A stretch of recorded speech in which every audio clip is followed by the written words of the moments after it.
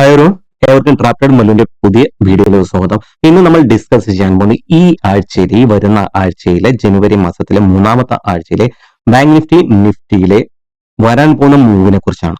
ഒരു option buyer എന്തൊക്കെ കാര്യങ്ങൾ ഈ ആഴ്ചയിൽ ശ്രദ്ധിക്കണം, ആഴ്ചയിൽ ഇൻസ്റ്റിറ്റ്യൂഷൻസ് എങ്ങനെ ചിന്തിക്കാൻ സാധ്യതയുണ്ട്, ഇൻസ്റ്റിറ്റ്യൂഷൻസിന്റെ സൈക്കോളജി ലെവൽസ് ഏതൊക്കെയാണ്, സൈക്കോളജി പരമായിട്ട് അവരുടെ ചിന്താഗതിക്ക് അനുസരിച്ച് ഒരു ഓപ്ഷൻ ബയർക്ക് എങ്ങനെ എൻട്രി എടുക്കണം, ഏതൊക്കെ ഏരിയയിൽ നമ്മൾ പ്രിവെന്റ് ചെയ്യണം, അല്ലെങ്കിൽ ഏതൊക്കെ ഏരിയയിൽ നമ്മൾ ഓപ്ഷൻ ബയർ അവോയ്ഡ് ചെയ്യണം, അതുപോലെ തന്നെ ഏതൊക്കെ ഏരിയ നമ്മൾ എൻട്രി എടുക്കാൻ പാടില്ല. ഇതൊക്കെയാണ് നമ്മൾ ഇന്ന് ഡിസ്കസ് ചെയ്യുന്നത്. ഒട്ടും സമയം വന്നില്ല.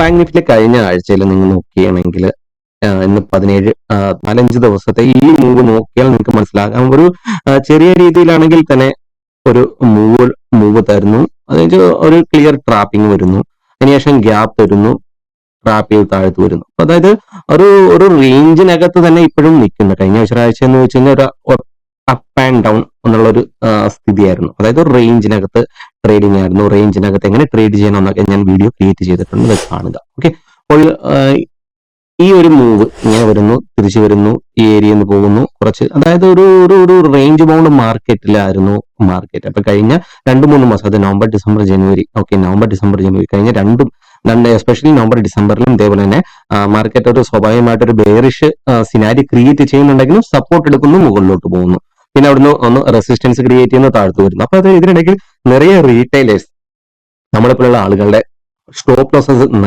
നല്ല രീതിയിൽ തന്നെ ഹണ്ട് ആവുന്നുണ്ട്. അപ്പം കുറെ റീറ്റെയിലേഴ്സ് മാർക്കറ്റിൽ നിന്ന് തന്നെ ഔട്ട് ആവുന്നുണ്ട്. സോ കെയർഫുൾ ആകുക, റീറ്റെയിലേഴ്സ് തന്നെ കെയർഫുൾ ആകുക. ഓക്കെ, ഇമ്പോർട്ടന്റ് ആയിട്ടുള്ള നമുക്ക് ബാങ്ക് നിഫ്റ്റിയുടെ ലെവൽസ് നോക്കാം. നിങ്ങൾക്ക് ഇപ്പൊ ഇവിടെ തന്നെ മനസ്സിലാക്കാവുന്ന ഒരു ചാർട്ട് പാറ്റേൺ നിങ്ങൾ കാണുന്നുണ്ട്. അപ്പൊ മാർക്കറ്റ് ഒരു വീക്ക്ലി ബേസിൽ ഒരു ക്ലിയർ ഒരു ചാർട്ട് പാറ്റേൺ കാണിച്ചു, വെഡ്ജ് പാറ്റേൺ ആണ്. ഓക്കെ, ആ വെഡ്ജ് പാറ്റേണിന്റെ ബ്രേക്ക് ഔട്ട് തന്നു.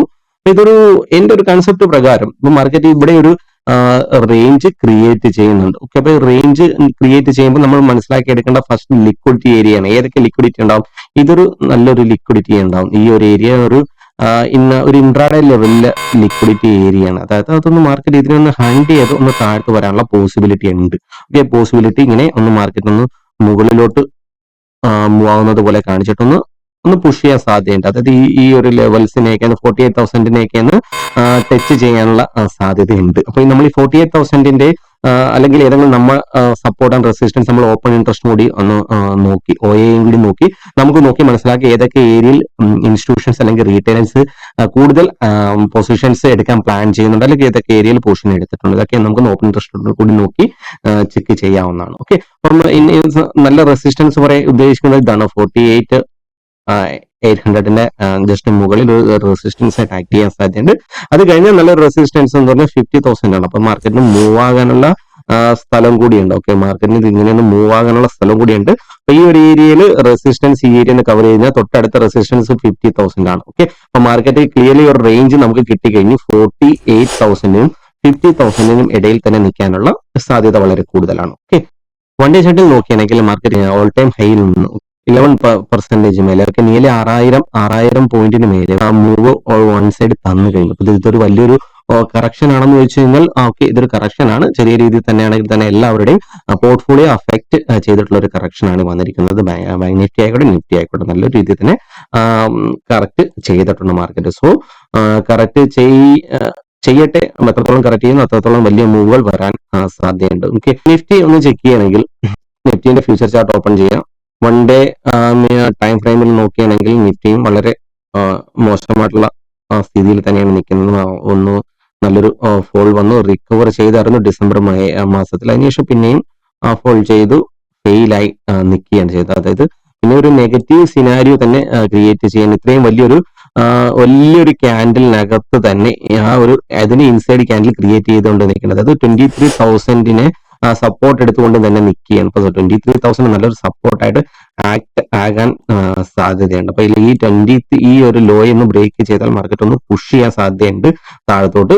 അത് ഏത് റേഞ്ച് വരുമെന്ന് ചോദിച്ചു കഴിഞ്ഞാൽ 2300. ഓക്കെ, അപ്പൊ 23,000 നല്ല സപ്പോർട്ടാണ്. അപ്പൊ ഈ ഒരു ലോ ഒക്കെ ഒന്ന് ബ്രേക്ക് ചെയ്ത് 23,000 താഴെ ഒന്ന് മാർക്കറ്റ് ഒന്ന് പുഷ് ചെയ്യാൻ സാധ്യതയുണ്ട്. ഇതിന് താഴത്തോട്ട് ഇൻഷുറൻസ് സെല് ചെയ്യാനായിട്ടുള്ള സാധ്യത കൂടുതലാണ്. അതുപോലെ തന്നെ ഇതിന് മുകളിലോട്ട് പുഷ് ചെയ്യാൻ സാധ്യതയുണ്ട്. 50 മിനിറ്റിൽ ചെക്ക് ചെയ്യണമെങ്കിൽ നമുക്ക് നല്ല ഇൻട്രാഡേ റെസിസ്റ്റൻസ് നോക്കാം. ഉദ്ദേശിക്കുന്നത് ഇതാണ് 23,400. ഓക്കെ, 23,400. അത് കഴിഞ്ഞാൽ തൊട്ടടുത്ത റെസിസ്റ്റൻസ് 23,570 ഓക്കെ, 23,570. ലിക്വിഡിറ്റി ഏരിയ എന്നത് മാർക്കറ്റ് ഓൾറെഡി ലിക്വിഡിറ്റി ഹണ്ട് ചെയ്ത്, ഓക്കെ, സെല്ലർ ലിക്വിഡിറ്റിയിൽ നിന്ന് ഹണ്ട് ചെയ്ത് മുകളിൽ സസ്റ്റെയിൻ ചെയ്യുന്നു, അവർ ട്രാപ്പ് ചെയ്യുന്നു, താഴ്ത്തു വരുന്നു, ഈ ഏരിയ ലോ ചെയ്യുന്നു, പിന്നെയും മുകളിൽ. അപ്പൊ fully side vice range market ആണ് ഈ വരുന്നത്. അപ്പൊ ഈ ആഴ്ചയിലും പോസിബിലിറ്റി സൈഡ് വേസ് മാർക്കറ്റിന് തന്നെ സാധ്യത വളരെ കൂടുതലാണ്. സൈഡ് വേസ് മാർക്കറ്റിന്റെ പോസിബിലിറ്റി വളരെ കൂടുതലാണ്. അതിൽ ഇൻട്രാഡേ ഒരു മൂവ് ഒക്കെ വരാൻ വളരെയധികം സാധ്യതയുണ്ട്. അപ്പം 1-2 ദിവസത്തെ ഒരു വൺ സൈഡ് മൂവ് കിട്ടിക്കഴിഞ്ഞാൽ നമുക്കൊരു ഡയറക്ഷണലി പിന്നെ നമുക്ക് പ്രിപ്പയർ ചെയ്ത് തുടങ്ങാം. ബിക്കോസ് മാർക്കറ്റ് ഒരു ഡയറക്ഷണൽ മൂവ് തരുന്നില്ല. മാർക്കറ്റ് ഒരു മൂവ് അത്രയും വലിയൊരു മൂവ് തന്നതിന് സൈഡ് വേസ് ആയി തൊട്ടടുത്ത ദിവസം തന്നെ അത് ആ ഏരിയ തന്നെ പിന്നെയും തിരിച്ചെത്തുന്ന അവസ്ഥയാണ് ഇപ്പോൾ നടന്നുകൊണ്ടിരിക്കുന്നത്. ഞാൻ കൂടുതലായിട്ട് ബാങ്ക് നിഫ്റ്റിയിൽ തന്നെ ട്രേഡ് ചെയ്തത്, അതായത് എന്റെ 199 ട്രേഡ് ബാങ്ക് നിഫ്റ്റിയിൽ തന്നെ ചെയ്യുന്നത് കൊണ്ട് തന്നെ ബാങ്ക് നിഫ്റ്റിയുടെ ബിഹേവിയർ എനിക്ക് നല്ല രീതിയിൽ തന്നെ മനസ്സിലാക്കാൻ പറ്റുന്നതാണ്. അപ്പം സൈഡ് വേസിന്റെ പോസിബിലിറ്റി വളരെ കൂടുതലാണ്. ഓക്കെ, സൈഡ് വേസിന്റെ പോസിബിലിറ്റി വളരെ കൂടുതലാണ്. ഈ ഏരിയയിൽ നിന്ന് മാർക്കറ്റ് ഒന്ന് മൂവ് ചെയ്ത് ഈ ഒരു ഏരിയയിൽ നിന്ന് മൂവ് ചെയ്യണമെങ്കിൽ നിയർലി ഒരു 800,000 പോയിന്റ് ഒക്കെ നിയർലി എന്ന് താഴത്ത് പോയി തൊട്ടടുത്ത സപ്പോർട്ടായ 47,200 മാർക്കറ്റ് ടച്ച് ആകാം. തൊട്ടടുത്ത സപ്പോർട്ട് 47,200 ആണ്. ഓക്കെ, 47,200 തൊട്ടടുത്ത നല്ലൊരു സപ്പോർട്ടായിട്ട് ആക്ട് ചെയ്യാൻ സാധ്യതയുണ്ട്. സോ കെയർഫുൾ ആകുക. ഇതിന് മുകളിലോട്ട് ഒന്ന് മൂവ് ആകുകയാണെങ്കിൽ താഴത്ത് വരാനുള്ള പോസിബിലിറ്റി ഉണ്ട്. ഇത് നോക്കേണ്ടത് ഓപ്പൺ ഇൻട്രസ്റ്റ് ആണ്. ഓപ്പൺ ഇൻട്രസ്റ്റ് വഴി നമുക്ക് ഓപ്പൺ ഇൻട്രസ്റ്റ് നോക്കാനായിട്ട് ഞാൻ യൂസ് ചെയ്യുന്ന ബ്രോക്കർ സെറോദയാണ്. സെറോദയ്ക്കകത്ത് നിഫ്റ്റി ബാങ്കിന്റെ ഓപ്ഷൻ ചെയിൻ ഓൺ ആക്കുക. ഓക്കെ, കൂടുതൽ ആളുകൾ ഇൻട്രസ്റ്റഡ് ഈ സ്ട്രൈക്കിലാണ്. 48,500 എന്നുള്ള ഈ സ്ട്രൈക്കില് നല്ല രീതിയിൽ കോൾ പുട്ട് റൈറ്റിംഗ് ഈ ഏരിയയിൽ നടക്കുന്നുണ്ട്. ഓക്കെ, അത് കഴിഞ്ഞാൽ തൊട്ടടുത്ത റൈറ്റിംഗ് നടക്കുന്ന ഏരിയ 49,000 ഓക്കെ, അപ്പൊ നമുക്കൊന്ന് ലോയും ഹൈ ഒന്ന് നോക്കണം. ഒരല്പം കൂടി നമുക്ക് സ്ക്രോൾ ചെയ്ത് നോക്കാം. 50,000 നല്ല രീതിയിൽ ഒരു ഓപ്പൺ ഇൻട്രസ്റ്റ് ഉള്ള ഏരിയ ആണ്. അപ്പൊ 50,000 നമുക്ക് ഒരു മുകളിലൊരു റെസിസ്റ്റൻസ് ആയിട്ട് കിട്ടി.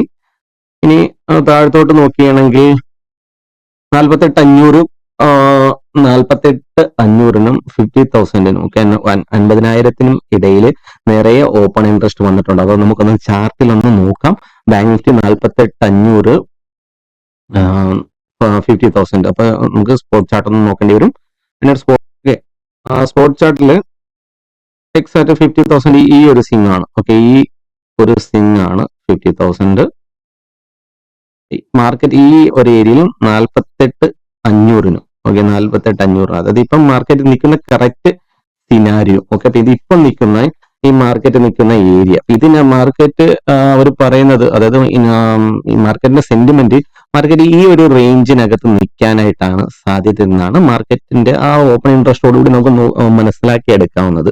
48,500നും 50,000 ഇടയിൽ മാർക്കറ്റ് നിൽക്കാനുള്ള പോസിബിലിറ്റി വളരെ കൂടുതലാണ്. ഓക്കെ, അപ്പം എന്ന് വെച്ചിരുന്ന് നമുക്ക് കണ്ണടച്ച് ഇനി മാർക്കറ്റ് ഇതിന് താഴത്തോട്ട് പോകില്ല എന്ന് വെച്ചിരിക്കാൻ പറ്റില്ല. ഓക്കെ, അപ്പം മാർക്കറ്റ് ഏറ്റവും കൂടുതൽ ഒബ്വിയസ് ആയിട്ടുള്ള സ്റ്റോപ്പ് ലോസ്. ഓക്കെ, ഒരു കാര്യം എനിക്ക് പറഞ്ഞു തരാനായിട്ടുള്ളത്, നിങ്ങൾ എപ്പോഴും ശ്രദ്ധിക്കണം, മാർക്കറ്റിന് ഏറ്റവും കൂടുതൽ ഓപ്പൺ ഇൻട്രസ്റ്റ്, അതായത് ഏറ്റവും കൂടുതൽ ആളുകൾ ഓപ്പൺ ഇൻട്രസ്റ്റ് ആയിട്ടുള്ള സ്ഥലത്തോട്ടായിരിക്കും, ഏറ്റവും ഉള്ളിടത്താണ് ഏറ്റവും കൂടുതൽ സ്റ്റോപ്പ് ലോസസ് അവൈലബിൾ.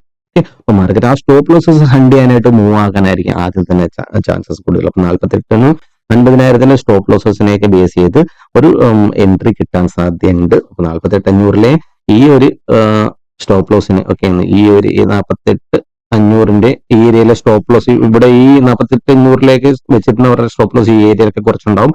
ഇതൊന്ന് ഹണ്ട് ചെയ്ത് താഴ്ത്തു വരിക, അല്ലെങ്കിൽ ഇങ്ങനെ ഒന്ന് ഹണ്ട് ചെയ്ത് തിരിച്ചു വന്നിട്ട് സപ്പോർട്ട് എടുത്ത് മുകളിലോട്ട് പോയി കഴിഞ്ഞാൽ ഈ ഏരിയയിലുള്ള ലിക്വിഡിറ്റി ഗ്രാബ് ചെയ്ത് ഈ തൊട്ട് അടുത്ത 50,000 അപ്രോച്ച് ചെയ്യും. ആ ഒരു സ്റ്റോപ്പ് ലോസസിൽ അല്ല ആ ഏരിയയിലെ ലിക്വിഡിറ്റിയിലോട്ട് അപ്രോച്ച് ചെയ്യാനുള്ള സാധ്യത വളരെ കൂടുതലാണ്.